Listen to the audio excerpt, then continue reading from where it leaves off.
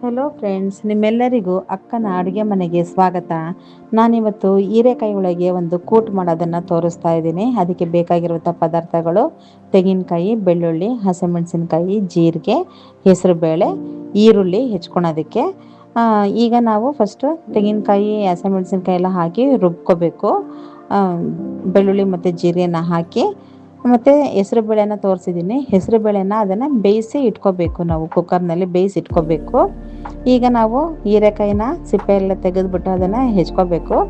ನಾವು ಹೆಚ್ಕೊಂಡು ಎಲ್ಲ ತರಕಾರಿನೂ ನೀರಲ್ಲಿ ಹಾಕ್ಕೊತೀವಿ. ಹೀರೆಕಾಯಿನ ಮಾತ್ರ ತೊಳೆದ್ಬಿಟ್ಟು ಹೆಚ್ಕೋಬೇಕಾಗತ್ತೆ. ಯಾಕೆಂದರೆ ನೀರಲ್ಲಿ ಹಾಕಿದ ಕೂಡಲೇ ಅದು ನೀರನ್ನೆಲ್ಲ ಅಬ್ಸರ್ವ್ ಮಾಡುತ್ತೆ. ಮತ್ತು ನಾವು ಅಡುಗೆ ಮಾಡಬೇಕಾದ್ರೆ ತುಂಬ ನೀರು ಬಿಟ್ಕೊಂಡು ಬಾಯಿಗೆ ಸಿಗೋದಿಲ್ಲ ಹೀರೆಕಾಯಿ, ಆ ರೀತಿ ಆಗಿಬಿಡುತ್ತೆ. ಹಾಗಾಗಿ ನಾವು ತೊಳೆದ್ಬಿಟ್ಟು ಹೆಚ್ಕೋಬೇಕು.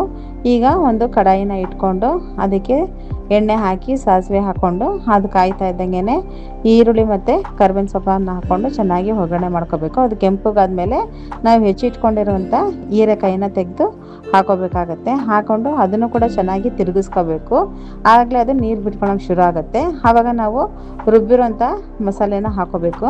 ನಾನು ಮಸಾಲೆ ಕೂಡ ತುಂಬ ಹೆವಿಯಾಗಿ ಏನೋ ಹಾಕ್ಕೊಂಡಿಲ್ಲ, ತುಂಬ ಸಿಂಪಲ್ಲಾಗಿ, ಜಾಸ್ತಿ ಮಸಾಲೆ ಹಾಕದೇ ಇರೋಗೆ ಯಾವ ರೀತಿ ಮಾಡೋದು ಅಂತ ತೋರಿಸ್ತಾ ಇದ್ದೀನಿ.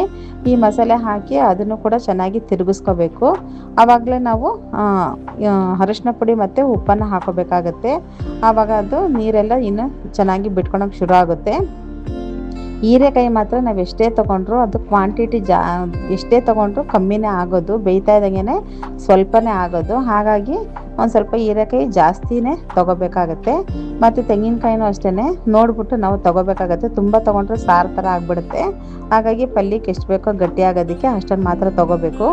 ಇದು ಮುಕ್ಕಾಲು ಭಾಗ ಬೆಂದ ಮೇಲೆ ನಾವು ಬೇಯಿಸಿಟ್ಟಿರುವಂಥ ಹೆಸರು ಬೇಳೆನ ಹಾಕೋಬೇಕಾಗತ್ತೆ.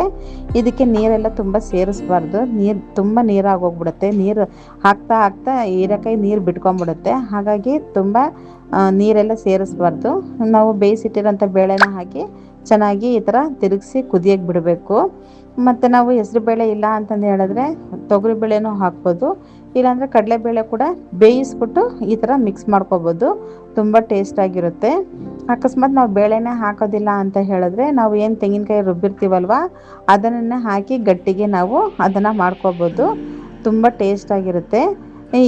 ನಾವು ಯಾವುದು ಜಾಸ್ತಿ ಮಸಾಲೆ ಹಾಕ್ತಿರಂಗೆ ಸಿಂಪಲಾಗಿ ಮತ್ತು ಕ್ವಿಕ್ಕಾಗಿ ತುಂಬ ಅವಸರದಲ್ಲೂ ಕೂಡ ನಾವು ಈ ಅಡುಗೆನ ಮಾಡಿಕೊಂಡು ಎತ್ತಿಟ್ಕೊಳ್ಬೋದು ಮತ್ತು ತೊಗೊಂಡು ಹೋಗ್ಬೋದು.